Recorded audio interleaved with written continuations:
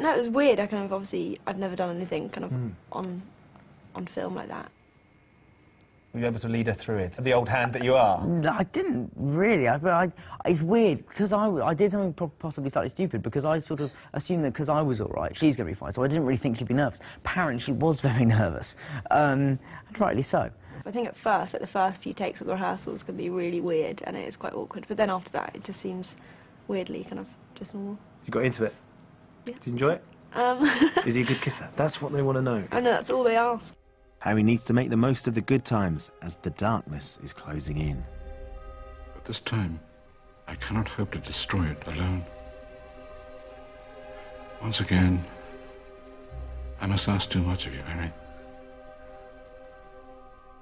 Harry and Dumbledore's relationship changes in this film from being sort of teacher and student to a general and a foot soldier. And Harry's totally willing to do anything he can to help Dumbledore, because I think the main difference this year is that whereas before, Harry's always talked about, you know, wanting to fight Voldemort, and, oh, I'll kill him, I'll kill him, and all that.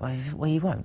But this year round, he's actually doing something towards, and he's actually taking action under Dumbledore's instructions. Take my arm. What is it that Dumbledore and Harry are trying to achieve in this film? Why are they... They're trying to achieve sort of goodness, aren't they? They're trying to get rid of Voldemort, that evil pig. Hogwarts is under threat. It's no longer the safe haven it once was. Harry does, in the end, find out this mysterious secret that Slughorn has been holding, and goes to tell Dumbledore, who now realizes the extent of Voldemort's evil, and he and Harry go off in search of this very vital element that could help Harry, in the end, overcome Voldemort. One of the climactic scenes in the film finds Harry and Dumbledore in a vast cave, so huge that it was impossible to build a whole set large enough or find a real location. It proved to be one of the biggest challenges ever faced by the visual effects team. The scale that he wanted to achieve was enormous, and so what we requested was a practical island to be built that the actors could work on, and the rest of it was green screen. So everything was recreated, from the cave itself to the water surrounding, you know, the island and the lake they have to travel across in the boat. How complicated was that? Because that's Because we're on a high island that's supposed to be made of ice, and it's all made of, you know, special effects stuff. Very dangerous, you skid on it. And they first of all suggested that I wear a harness. Being a proper theatre actor, I wouldn't dream of such a thing. So I spent a week up on this slippery mountain made of glass, me and Daniel. Yes. Being very butch, and we did very well, I think. Normally, green screen is not a problem in the slightest, but when you're having to imagine such a vast space for such a pivotal moment in the film, you do kind of start to doubt yourself and think, oh, I wonder if I'll be able to actually create this in my head. It's amazing. So even at this stage in your career, you still find that fascinating when you eventually see it? Oh, yes, yeah, absolutely. What about the process of doing it, though? Do you enjoy... Well, that can be a pain. Yeah. The whole environment we've created on this particular scene is like nothing I think you've seen before.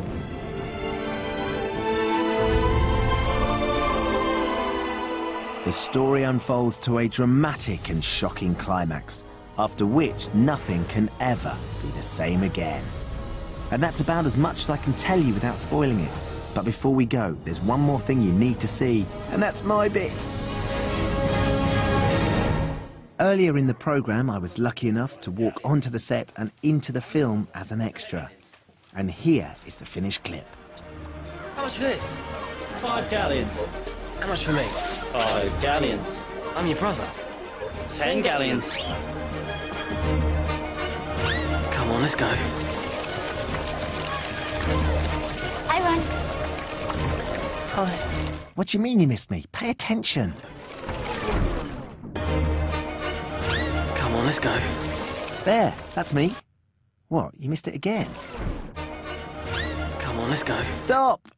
Just there. Hi, Ron. That was so great.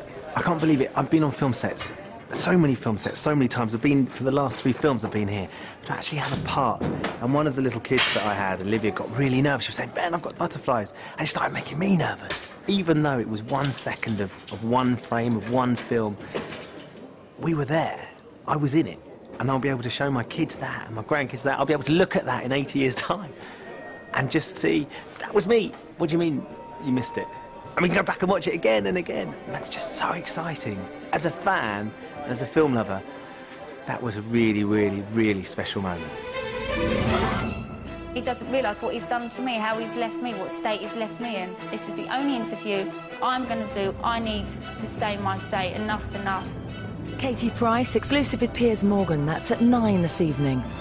Next, though, will it be a change in fortune for anyone? Who Wants to Be a Millionaire is coming up.